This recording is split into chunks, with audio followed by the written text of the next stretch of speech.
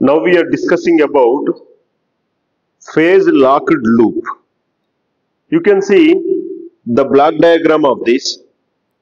Here we are using a phase detector, low pass filter, DC amplifier and a voltage controlled oscillator. We are giving an input signal with a frequency I, example. Then this phase detector, it tries to understand the difference between the input signal frequency and the voltage controlled oscillator frequency. This is working like a loop because it is a closed loop system. That's why it is called as a loop, phase locked loop. Here, the voltage controlled oscillator, it tries to adjust its frequency to the input frequency. It runs in three modes. Free running mode. In free running mode, the voltage controlled oscillator works like a multi-vibrator or a simple oscillator. In the capture mode, it tries to adjust the frequency to the input frequency. In the lock mode, both this frequency and this frequency are the same. We are operating this in three modes: in free running mode, and in capture mode, and in lock mode. Now, when we give the input signal frequency as Fi, assume the frequency of the voltage controlled oscillator is different, that is F0. Phase detector is nothing but a multiplier.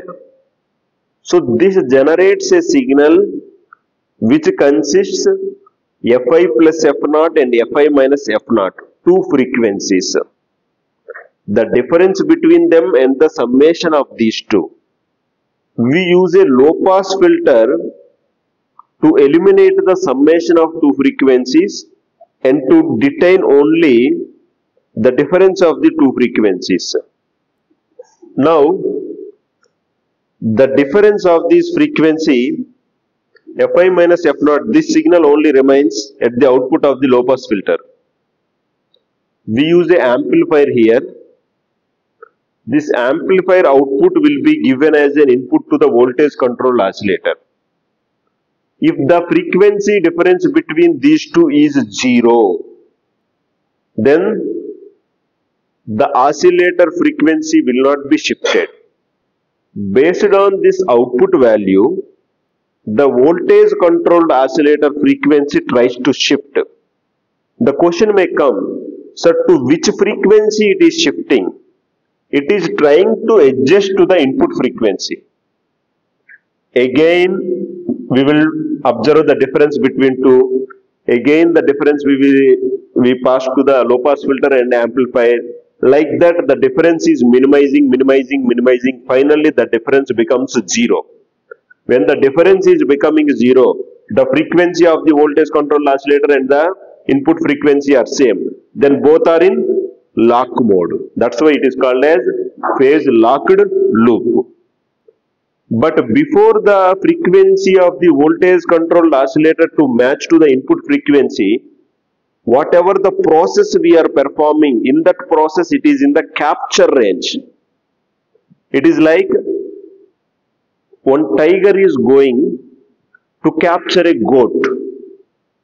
It first finds the goat. It is normally moving, it is free running mode. Then it finds the goat and it slowly moves such a way that its footprints, those footprints should not be audible by the goat. So it tries to catch the goat. That is called as capture. We are taking a photo, it is a capture. But once it finds it, once it captures, then it locks it such that it will not move. Similarly, initially it is trying to capture to the frequency of the input frequency. Whatever the process we are performing, it is in the capture mode. But once this frequency is equal to the input frequency, then both are in lock mode. Here, the phase detector we are giving, you can observe, if the input signal is A sin omega ct plus theta I or A sin omega it plus theta I, and the voltage controlled oscillator signal is B cos omega naught t plus theta naught, then we know sin A plus B is sin A cos B plus cos A sin B, and sin A minus B is sin A cos B minus cos A sin B. So sin A cos B is equal to half sin A plus B plus sin A minus B. By using this, we can write it as AB by 2 sin omega I plus omega naught into t plus theta I plus theta naught plus sin omega I minus omega naught into t plus theta I minus theta naught. Finally, we are getting summation of two frequencies and difference of two frequencies. There are two frequencies in the output of the phase detector. Omega I plus omega naught signal, and the second one is omega I minus omega naught signal. But at the low pass filter, we are removing that omega I plus omega naught signal. Finally, only omega I minus omega naught signal only remains. This signal will be sent to the amplifier. It amplifies. That output we are feeding to the voltage control oscillator. When the output, because its frequency depends on the output voltage here, if the voltage is more, its frequency shifts more, such that it tries to match to the input frequency. At one point, its frequency matches to the input frequency, then the difference between the two frequencies will become 0. When the difference becomes 0, then the amplified signal output will be 0. So the voltage controlled oscillator signal and the input signal frequency both will become, frequencies become same. Okay? In the phase lock loop, we are using a phase detector in order to find what is the difference between the frequencies of the input frequency and the voltage controlled oscillator frequency. Initially, the frequencies are not same. It is set to some frequency which is far away from the input frequency.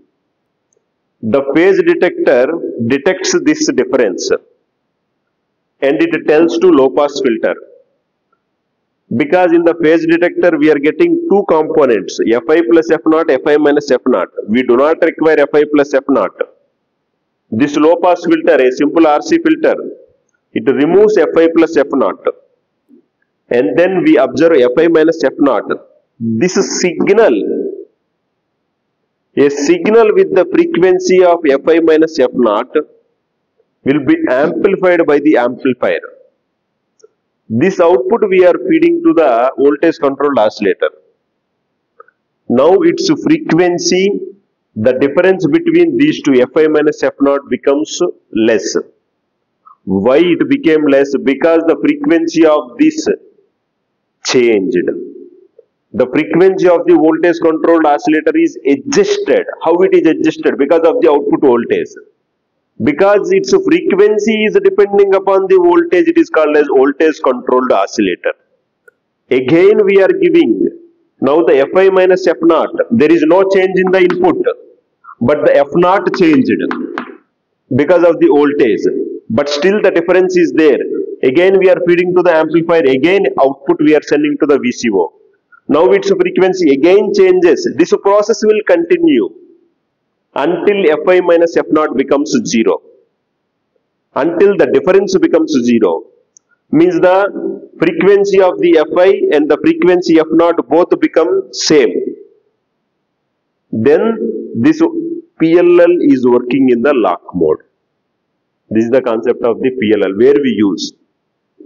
We already discussed it. We use PLL for the signal generation, mainly from the noise channel we want to recover a signal. then we can use the PLL.